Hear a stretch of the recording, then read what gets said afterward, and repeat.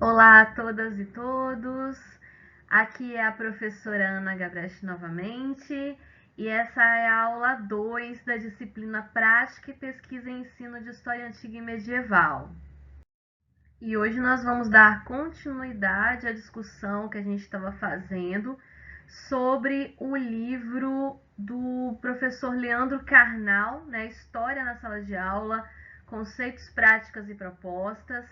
E nesse vídeo nós vamos discutir mais um capítulo desse livro, agora especificamente tratando de história medieval. Então vamos dar continuidade àquela conversa das possibilidades de trabalho com os nossos estudantes em sala de aula, agora referente aos temas de história medieval.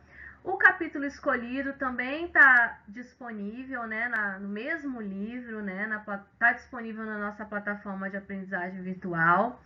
É o capítulo intitulado História Medieval, repensando a Idade Média no ensino de História, que foi escrito pelo historiador José Rivair Macedo. Ele é formado pela USP, atualmente ele é professor da Universidade Federal do Rio Grande do Sul. A área de pesquisa dele é mais voltada para a história da África, mas ele também faz pesquisas sobre a África na Antiguidade, a África durante o período medieval, então também é uma importante referência, é um historiador interessante para que vocês conheçam também o trabalho. Ele já inicia o texto chamando atenção em relação aos preconceitos, aos estereótipos relacionados à Idade Média, né? Quem nunca ouviu falar, né, na Idade Média como a Idade das Trevas? E aí hoje nós vamos problematizar um pouco isso e não vamos mais reproduzir esse tipo de pensamento. Nós vamos tentar entender de onde ele vem e como superar esse tipo de visão preconceituosa em relação a esse período histórico. Né? Primeiro a gente tem que saber que o próprio nome, né, Idade Média, né, a palavra média se refere a algo que está no meio, né, mas está no meio do quê? Né? Esse termo foi cunhado pelos eruditos, né, pelos pensadores, os filósofos do período do Renascimento. Né? O Renascimento cultural foi um fenômeno, né, que ocorreu ali entre a passagem da Idade Média e a Idade Moderna, teve início na região da Península Itálica, né, com grandes nomes como Leonardo da Vinci, Dante Alighieri e muitos outros. Né? E eles tinham uma visão de tentativa de superar, né, o período anterior a eles. Né? Então são eles que vão cunhar esse período como um período de trevas, né? Porque grande parte do que vai ser produzido durante o Renascimento, né, ali a partir do século XIV, século XV, século XVI, na Europa, tem como modelo de inspiração a antiguidade. Né? Esse é o padrão, esse é o modelo que eles querem imitar, né? Imitar no bom sentido da palavra, né? Que eles querem valorizar esses modelos da antiguidade. Então, aquilo que foi produzido, né, entre o fim do Império Romano, né, o fim da antiguidade e esse novo período que eles estão vivendo, foi visto de uma forma muito negativa, né? Foi visto como um período de obscurantismo, um período de retrocessos, em que a igreja comandava e, devido a uma característica anticlerical, né, desses eruditos, eles taxaram esse período como um período de trevas, né, um período de ignorância, em que os seres humanos estavam no escuro, né, em oposição às luzes, né, que vão se acender com o período do iluminismo um pouquinho mais à frente. Né? Então, esse nome, né, Idade Média, é algo que está no meio do quê? Entre a antiguidade, vista como um modelo, né, e a Idade Moderna. Seriam aí 1000 anos, de acordo com esses pensadores, com esses eruditos, 1000 anos de trevas, em que a humanidade esteve totalmente no escuro da ignorância e das superstições. Né? Então, primeira coisa que a gente tem que ter bem claro na nossa mente, né? Então, essa ideia de Idade das Trevas, a Longa Noite, né? A Idade Média também é chamada de uma Longa Noite da Humanidade. É, então, uma visão criada por esses pensadores do Renascimento e também aqueles do Iluminismo. O Iluminismo já foi um movimento filosófico que tem como centro irradiador a França, né, lá no século XVIII, um pouquinho depois, mas que vai colocar toda a sua fé, né, no racionalismo. Né, um enfoque muito grande vai ser no pensamento racional, e tudo que vem antes, né, especialmente a Idade Média, é visto como trevas, né? O pensamento religioso, as crenças, as crendices populares, né? São vistas então como trevas, enquanto que o período que se está vivendo é o de fato o período da luz, né? Por isso esse nome iluminismo, em que as pessoas agora sim estão iluminadas pelo pensamento racional.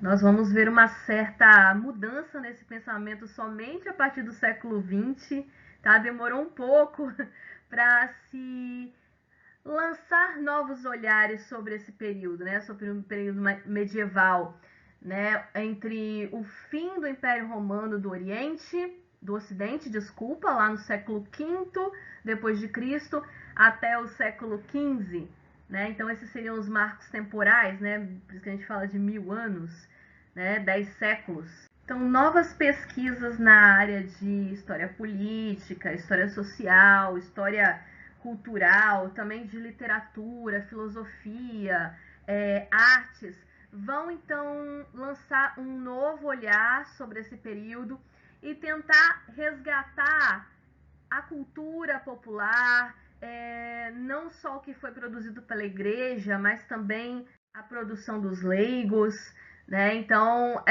tentando resgatar, valorizar um período que foi tão criticado e tão estereotipado. Apesar dessa renovação que começou no século XX, e aí eu devo destacar para vocês o papel da Escola dos Análises nessa renovação, e eu acho que vocês já devem ter estudado isso em outras disciplinas, né? E o surgimento aí de muitas pesquisas na área do medievo, e aí em destaque alguns historiadores dos análises, como Jacques Le Goff, Marc Bloch, que são medievalistas que vão trazer então um novo enfoque, né, vão valorizar o que tem de original nessa cultura medieval. Mesmo assim, né, mesmo com essa diversificação, até hoje permanecem os estereótipos, né, a respeito da Idade Média, no imaginário popular, né? Quando se fala de medievo, especialmente o que aparece nos filmes, né, na cultura pop, nos quadrinhos, nos videogames também aparece bastante, né, relacionado ao período medieval. A gente lembra de magos, elfos, dragões, princesas que precisam ser salvas, cavaleiros em combate, né, matando dragões. Então, talvez é uma forma da gente aproximar, então, o professor aproximar esses conteúdos medievais, então, com os nossos estudantes. E já que a Idade Média tem tanta riqueza assim, como que ela está sendo apresentada nas escolas brasileiras? Será que é dessa forma encantadora? Infelizmente, acho que não. Né? Em grande parte a gente vê o professor José Rivair, ele traz, né, o problema, né, do pouco espaço reservado à história medieval no currículo escolar. Isso a gente já viu também que a história antiga também padece, acho que até mais, né? Não tem muito tempo. Se eu não me engano, só no sexto ano, talvez no sétimo, o estudante vê um pouco disso e depois retoma no ensino médio rapidamente também. E quando se fala sobre Idade Média na escola, às vezes ainda é um ensino bastante tradicional, né, em relação a esse período, com temas tradicionais da história política que a gente já queria ter superado há muito tempo, né, como fazer os estudantes saberem nomes de batalhas, nomes de guerras, nomes de tratados, né? A gente sabe que um episódio famoso, né, da história medieval é a Guerra dos 100 Anos, né? E tem tanta coisa interessante que aconteceu durante esses 6 anos, mas aí a gente força os nossos alunos a saber quem que guerreou com quem, quais são os nomes das batalhas, quem ganhou o quê, os tratados, quais são o nome do rei, quem é filho, quem é pai de quem, né? E uma sucessão de nomes de reis assim complicadas, é Childerico, é Pepino, e o aluno fica assim, meu Deus, o que é isso, né? Realmente acaba não se tornando muito atrativo ter que decorar nome de rei, nome de batalha, nome de tratados, ou então se um ensino que se foca muito mais na questão do domínio da igreja, né, tanto nas questões políticas quanto nas questões espirituais, e também o feudalismo, né? Gasta-se muito tempo explicando o feudalismo, é uma coisa que o professor critica, né, que o feudalismo é um dos conceitos para trabalhar o medievo e não deveria ser o único, exclusivo, e acaba que a aula de história medieval fica somente nisso, explicando relações entre suzeranos e vassalos, o que era o feudo, como é que os servos viviam, quais eram as taxas que os servos tinham que pagar, sendo que o feudalismo, tal como se apresenta em alguns livros, talvez nunca existiu, e se existiu somente um pequeno período em somente poucas regiões da Europa, fazendo com que o aluno entenda e ache que o feudalismo existia em toda a Europa, em todo o período medieval, e era a única forma exclusiva de organização da época. Então, o professor critica muito essa ênfase exagerada no conceito de feudalismo. Nesse sentido, nós vemos então uma certa oposição entre o ensino de história e a pesquisa acadêmica. Ou seja, né, a Idade Média ensinada na escola não é exatamente a mesma Idade Média que estão pesquisando, os acadêmicos estão pesquisando nas universidades, os acadêmicos, as acadêmicas. Mas tudo bem também, é normal isso, né, gente? Isso também acontece com outras áreas, com história antiga, com história moderna, com história contemporânea também, né? Mas em particular ele chama atenção para o caso da Idade Média, o ensino da Idade Média como uma construção política, né? Que ela tem um objetivo, né? A Idade Média que a gente estuda hoje, eu estou falando aqui no Brasil mesmo, é uma criação de autores europeus de livros didáticos, né? E nossa educação, nossa forma de pensar a história tem muita influência dos historiadores franceses, especialmente do século XIX, né, século XX. Então isso vai adentrar a escola também, né? E esses pesquisadores, esses escritores de livros didáticos do século XIX e do século XX, eles estão criando modelos de passado para justificar o governo que eles têm naquele momento, né? Para justificar a formação dos estados, dos países europeus, né? Que seriam melhor e mais organizados do que tinha antes, que eram os estados feudais. Então aí seria uma crítica ao passado, né? Falar como o feudalismo era abusivo, era desorganizado, como massacravam os servos, aqueles malvados senhores feudais, né, para exaltar como que a república, né, a democracia, o Estado Nacional é mais organizado, né? Agora se delimitam as fronteiras, agora nós temos uma língua comum para todo o território, uma mesma cultura, uma mesma religião, não aquela bagunça que tinha na Idade Média.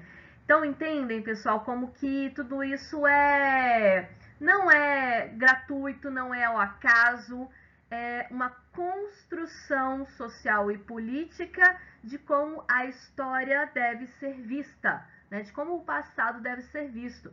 E aí eu retirei até um trechinho do texto que me chamou muita atenção, né, para ilustrar melhor o que eu estou falando aqui, né? Então, o ensino de história para esses escritores, né, de livros didáticos europeus e que vai influenciar nós aqui, nosso jeito de estudar história também, nós aqui no Brasil. O objetivo último é demonstrar as razões explícitas ou implícitas, né, aquilo que está na cara ou está nas entrelinhas, pelas quais os sucessores dos bárbaros que saquearam o Império Romano no século V, né, aqueles povos que estavam adentrando no Império Romano e promoveram a desestruturação do Império, né, e formaram então os chamados reinos bárbaros, e bárbaros com muitas aspas, né, gente, que essa é uma palavra muito preconceituosa. Então, os sucessores europeus, né, que são os sucessores desses bárbaros que saquearam o Império Romano, que era a maior unidade política constituída até aquele momento, viessem a se tornar 1000 anos depois os descobridores, os conquistadores, né, o homem ocidental, o branco, né, caucasiano, aquele que vai subjugar, vai dominar os outros continentes que são povos considerados inferiores, né, na África, no Extremo Oriente, na América. Então, entendem o peso disso, né, de como que a forma que nós estudamos a história a forma como nós fomos ensinados a pensar a história é totalmente colonial, né? O ensino de história é colonizado, né? Para mostrar a grandeza de uma civilização.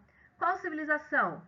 A branca europeia, né? Como que aqueles germânicos, aqueles bárbaros que invadiram o Império Romano, conseguiram se desenvolver e construir essa civilização tão grandiosa e que passou então a dominar o resto do mundo. E aí ele chama atenção, né, para o papel do ensino de história, e aí não digo só medieval não, né, gente, qualquer período, né, o papel que o ensino de história tem na formação da consciência social e política, ou então da deformação, né, da consciência social e política nas regiões colonizadas. Ou seja, nós que sofremos então com a dominação dos europeus. Aí o Brasil se encaixa, né? O Brasil, a América em geral, né? A África em especial quando a gente fala de Idade Média e de Idade Antiga, porque eles estão diretamente inseridos, né? Nós temos grandiosos impérios muito desenvolvidos na África durante o período da Antiguidade e da Idade Média. E onde esses impérios estão nos livros didáticos? Às vezes num capítulo só, e muitas vezes não dá tempo de trabalhar esse conteúdo e ele passa direto e a gente nem ouve falar. A gente sabe muito sobre Grécia e Roma, mas a gente sabe alguma coisa. A gente sabe muito pouco sobre o Império de Mali, Songhai, o Reino do Congo, que eram monarquias fortes, centralizadas, poderosas durante tanto a Antiguidade quanto a Idade Média, né? Então, um ensino de história focado, em especial, né, um ensino de história medieval focada em apenas alguns países, né? Especialmente quando a gente fala de feudalismo, quando a gente enfoca demais o feudalismo, é uma realidade somente de França e Inglaterra praticamente, né? Algumas partes da Alemanha, algumas partes da Itália. Então, se o nosso enfoque é somente no sistema feudal, a gente só trabalha essas 4 regiões, né? E que a gente sabe que ainda tem outras regiões, né? Até mesmo no continente europeu, que não são muito trabalhadas, né? O norte europeu, os países escandinavos, e lá nós temos uma cultura riquíssima também, né? A maioria dos alunos tem muito interesse em saber sobre vikings, né? E a gente quase não estuda isso na escola. O leste, né? Os países eslavos e a Península Ibérica, né? Com Portugal e Espanha. E aí o professor José Rivair ele chama a atenção de que faria muito mais sentido para nós brasileiros que o ensino de história medieval fosse focado mais na Península Ibérica, né? Porque nós fomos colonizados por um país ibérico, né? Portugal. E talvez faria mais sentido para os nossos estudantes, talvez não, certamente faria mais sentido estudar a história medieval ibérica do que a história medieval da França, que a gente não tem muita relação, né? E talvez, com certeza, isso nos ajudaria a compreender muitos aspectos da nossa história brasileira também, e que o aluno perceba que a história medieval ibérica é muito diferente da história medieval francesa. Né? Aqui nós temos um elemento interessante, que é o contato com o islamismo muito próximo. Né? Nós sabemos que durante grande parte da história medieval mesmo, a região da Península Ibérica foi dominada por islâmicos, né? Nós temos até a Guerra de Reconquista Ibérica, que vai durar vários séculos, né? E a tentativa de expulsar, então, os muçulmanos, especialmente da região aí do sul da Espanha, e da região de Córdoba, Granada, né? Então, essa influência islâmica a gente não vai ver em outras regiões, né? Então, seria muito mais interessante um ensino de história medieval focado na Península Ibérica para os nossos estudantes brasileiros. E como superar isso, então? Como descolonizar o ensino de história? Como conseguir reverter essa situação? Né? E aí ele dá algumas dicas, né? Fiz um compilado aqui para a gente discutir. Em primeiro lugar, reconhecendo ou conhecendo, né? Conhecer primeiro, porque é tanta coisa que a gente não sabe a respeito de diferentes culturas e identidades que são deixadas de lado no estudo medieval, no estudo do medievo, como, por exemplo, a cultura islâmica, né? Parece até que ela não pertence ao período medieval, quando ela é muito desenvolvida e há inclusive até mais liberdade de pensamento, né, no mundo islâmico do que no mundo cristão católico medieval, né? E a gente, especialmente nós que somos historiadores da antiguidade, devemos muito aos eruditos, aos filósofos, aos pensadores muçulmanos do período medieval, porque muitos deles vão copiar, recopiar, transmitir os textos da antiguidade dos filósofos gregos, romanos, e só assim é que esses textos chegaram até nós, porque eles seriam destruídos ou então esquecidos, né, pela Igreja Católica. Então devemos muito a esses pensadores.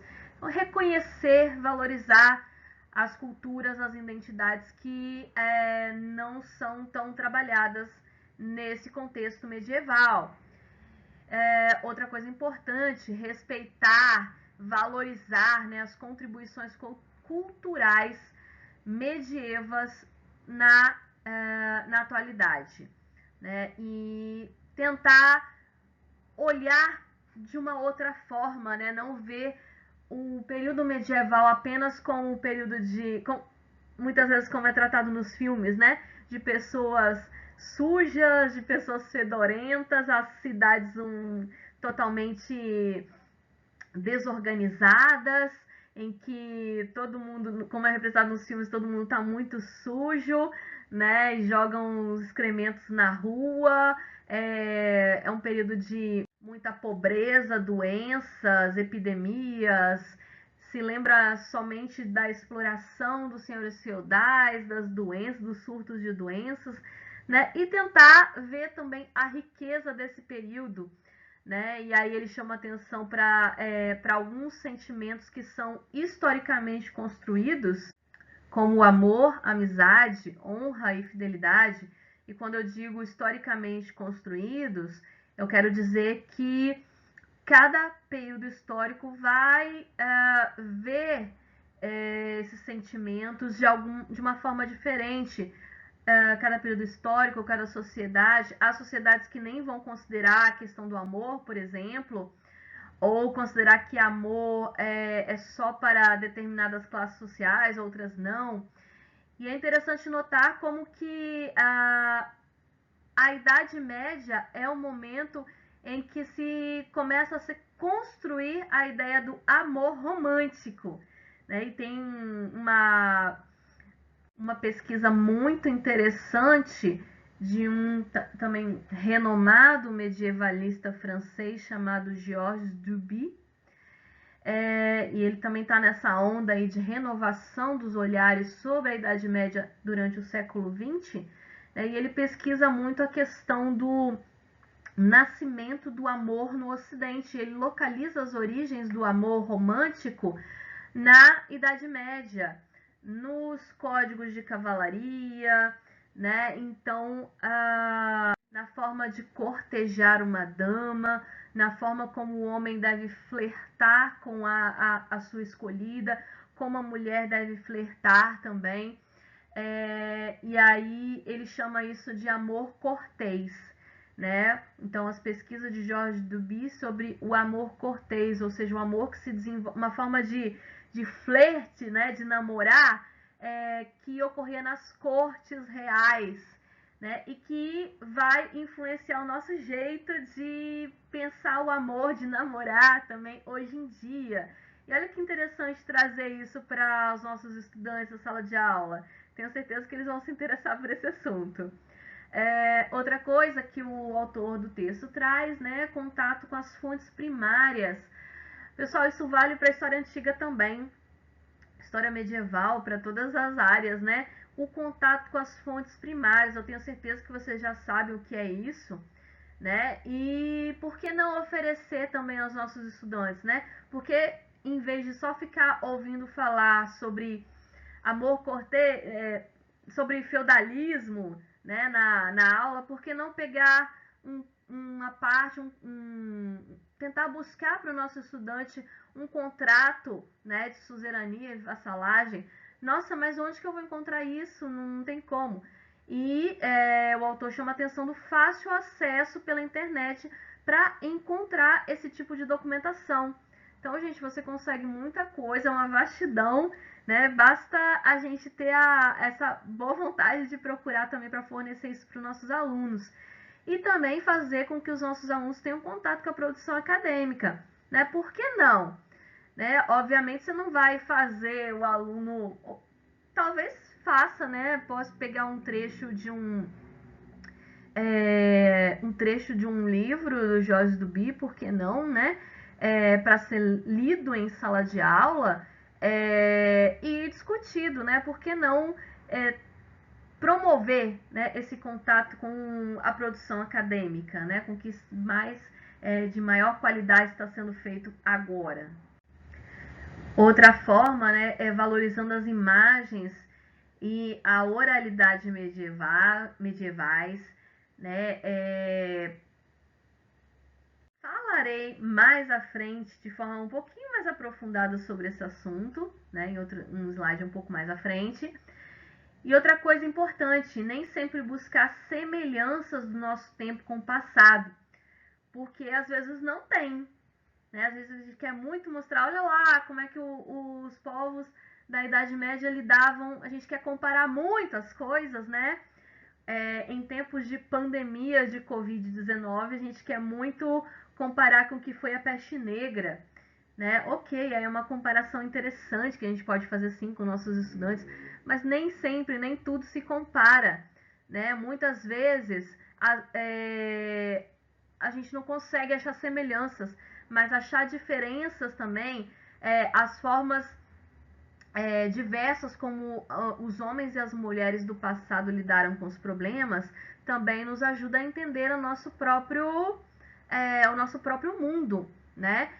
A partir do confronto com o outro, né? Com o diferente, com o exótico, que é muito diferente de nós, é que a gente consegue construir a nossa própria identidade, né?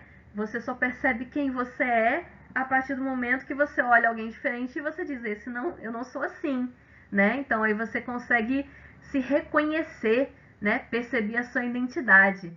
E olha que experiência maravilhosa que a gente pode proporcionar para os alunos usando os exemplos do passado.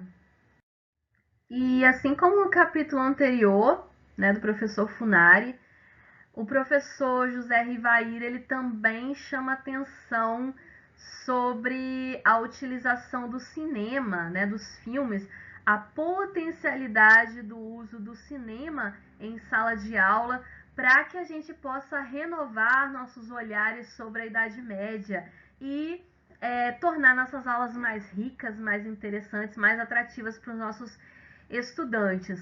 Só que ele chama atenção para alguns perigos, né? Para a gente ter atenção em relação aos filmes cujo pano de fundo é a Idade Média, e muitas vezes eles estão, né, como a gente falou lá no começo, repletos de estereótipos, né? Estereótipos nunca são 100% corretos, né, gente? Mas o filme, atenção, né? O filme ele não tem nenhuma obrigação com a realidade, né? Se você quer trabalhar com o filme em sala de aula, a postura correta não é ficar falando, né, para os seus estudantes que, nossa, esse filme tá tudo errado, né? O filme não tem nenhuma obrigação com isso, com retratar o que de fato aconteceu, né? Ele é uma forma de expressão de arte. E, obviamente, que ele serve como um pontapé inicial, né, para começar um debate. Ok, podemos criticar o filme, sim, com certeza, é um trabalho válido, né? Mas tendo em mente que, né, o diretor do filme não queria retratar, ele não é um historiador, né? Ele é apenas ele é um artista também, né? Tá fazendo um tipo de arte. E a arte, vocês sabem que é do âmbito da ficção, né? Não tem compromisso com a verdade. E uma coisa que a gente tem que prestar atenção é que muitas vezes a Idade Média é um pano de fundo para contar uma história contemporânea. E muitas vezes o filme histórico ele diz muito mais sobre a época, né, que ele foi produzido do que sobre a Idade Média propriamente dita, né? E aí eu trouxe para vocês um exemplo de um filme que particularmente eu gostei muito, né? O filme Cruzada. É um filme bem famoso que foi lançado em 2005, né? Que tem um diretor muito famoso, né? Ridley Scott, que já dirigiu grandes clássicos do cinema como Gladiador, Blade Runner, né? E trabalhou nesse filme junto com um ator também bastante famoso, né, o Orlando Bloom. Nessa época ele estava bem famoso, que eu acho que ele tinha participado do Senhor dos Anéis, né, ele que fez lá o Elfo. E aí, o nome do filme, né, Kingdom of Heaven, Reino dos Céus, mas que no Brasil foi chamado de Cruzada, porque, né, ele faz alusão a um momento histórico, né, da Idade Média, que foram as Cruzadas, organizadas pela Igreja Católica, né, com o objetivo de libertar a Terra Santa, né, Jerusalém, que estava sendo controlada por um governo turco que tinha se convertido ao islamismo, né? Então, estava controlada pelos infiéis, né? Como a igreja dizia. E é interessante notar que esse filme possui muitos anacronismos, né? E é uma história sobre tolerância religiosa, né? Um conceito que não havia muito nessa época, né? Então, esse é um bom exemplo para a gente entender que, na verdade, é uma história contemporânea, né? É um filme que quer passar uma mensagem para nós, né? De hoje em dia, falar muito mais sobre os problemas que nós vivemos hoje, né? De conflitos religiosos, do que do momento que, de fato, a Europa estava passando naquele momento, a Europa e o Oriente, né? Então, esse é um exemplo interessante. É um bom filme, né? O professor tem que fazer um planejamento bem feito para conseguir trabalhar ele em sala de aula de forma correta com os estudantes. E nesse movimento de reabilitação da Idade Média, Muitos pesquisadores têm chamado essa época não mais de trevas, mas Idade Média, o tempo das imagens e o tempo dos gestos, né? Porque devemos considerar, né, que grande parte da população europeia medieval é iletrada, né? E como então espalhar, como educar essa população, como espalhar a palavra de Deus, né? O principal objetivo da Igreja Católica. Então, utilizava-se as imagens, né? A iconografia é então uma importante fonte de pesquisa para o estudo da história medieval e também, por que não, levar isso, levar isso para os nossos estudantes, levar isso para a sala de aula, proporcionar aos estudantes esse contato, né, com a arte medieval tão rica, tão bela, tão estudada. Né? Nós temos aí muitas pinturas, essencialmente com temas religiosos, né, gente? Devido, de fato, um período de muita concentração da riqueza, né? Então, a Igreja Católica era a principal instituição que encomendava obras de arte aos artistas e os temas eram essencialmente religiosos, especialmente nas pinturas mais elaboradas, né? Mas óbvio que nós também temos pinturas com temas populares, com temas laicos.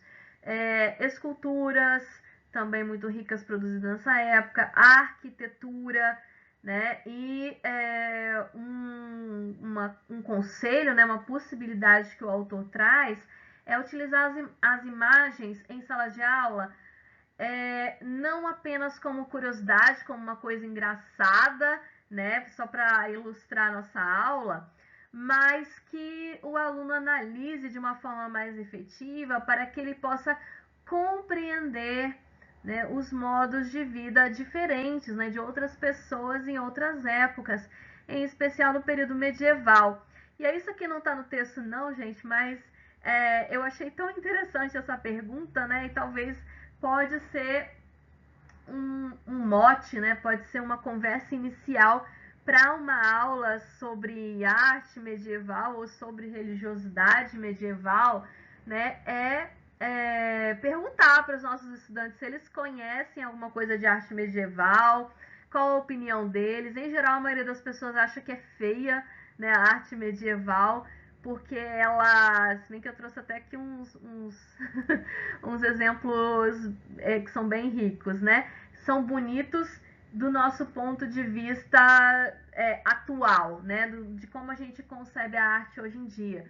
Mas é um momento para explicar para os estudantes os conceitos de beleza, né? De feio e bonito, que isso também são construções históricas, construções sociais. O que é bonito hoje não é a mesma coisa que é considerado bonito ou bonita em outras épocas, em outras sociedades.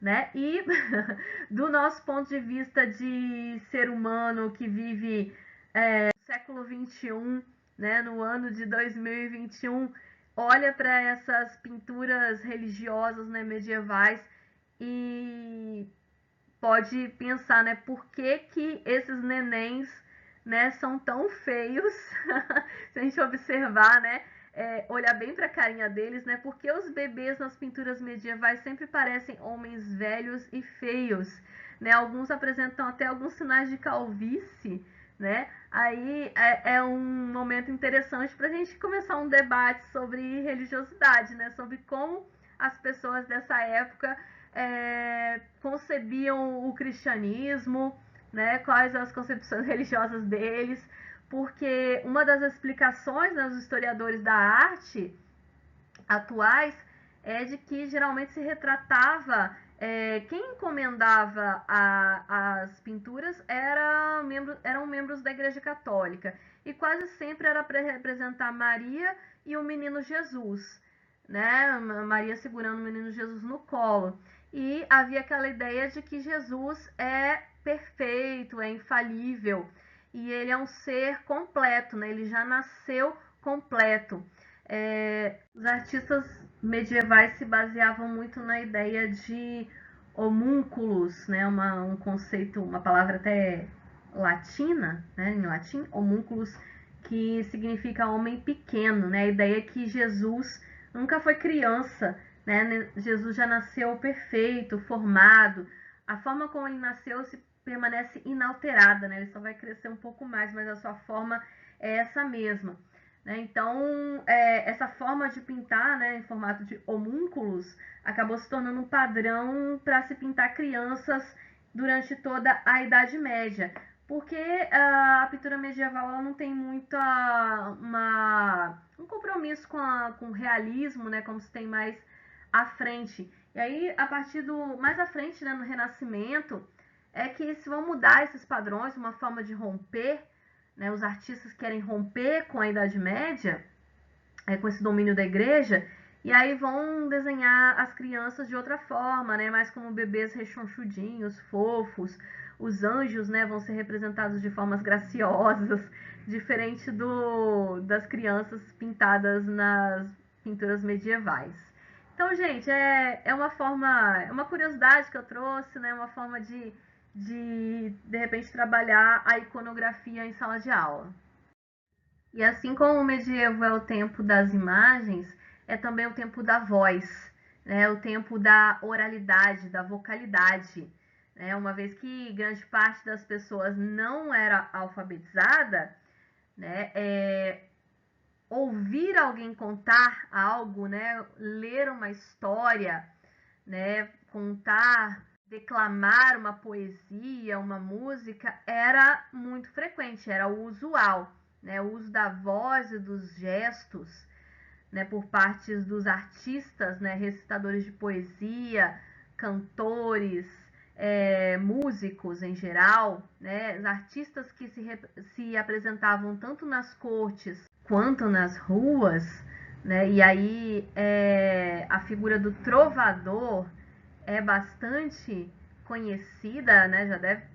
Muita gente já ouviu falar, né? Aqueles músicos que iam de cidade em cidade, se apresentavam em banquetes, se apresentavam na corte dos reis, né? Cantando músicas sobre os mais variados temas, contando histórias, né? Canções de gesta, como o próprio nome diz, canção, que era uma música mesmo, acompanhado de vários instrumentos musicais. Né? Gesta, que significa os grandes feitos dos cavaleiros, dos heróis, né? Cantigas de trovadores ou contos que tinham sempre uma lição moral por trás. Né? Nós temos também, herdamos desse período muitos contos, muitas fábulas, né? Historinhas em que os animais falam, né? Os contos de fadas, né, gente, que até hoje são muito famosos no imaginário popular, muitos deles vêm desse período medieval, né? E como alguns dizem, são histórias muito mais sinistras, histórias muito mais pesadas do que aquelas que foram adaptadas pela Disney, né?